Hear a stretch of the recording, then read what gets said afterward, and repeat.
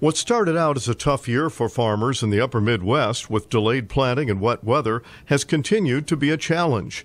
Even though most farmers did get their crops planted in Minnesota, there is still a sizable amount of prevent plant acreage and ponding across the state. For commercial applicators, it's also been anything but a normal growing season. Dan Larson is with CFS Co-op in southern Minnesota.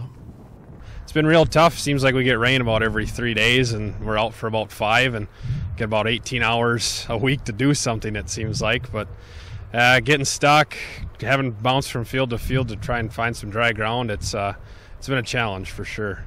Larson says overall crop development continues, but there certainly is plenty of catching up to do. You know, I was just looking back about a year ago, around the 14th, 15th, 16th of July, we were just starting to tassel apply fungicide to corn, and it might take a miracle to get there at this rate this year, but I think, you know, we're probably a week, 10 days behind at least on some GDU counts. It'll probably be towards the end of July when we start at least some tassel applications in corn.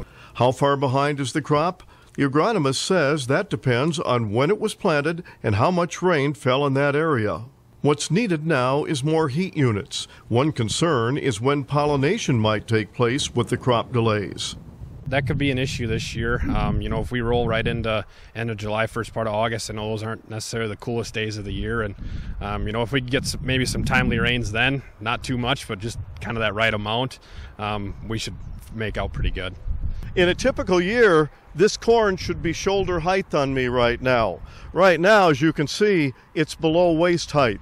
And in addition, obviously, the corn needs nitrogen in many areas across the region. We've got a long way to go to make a crop.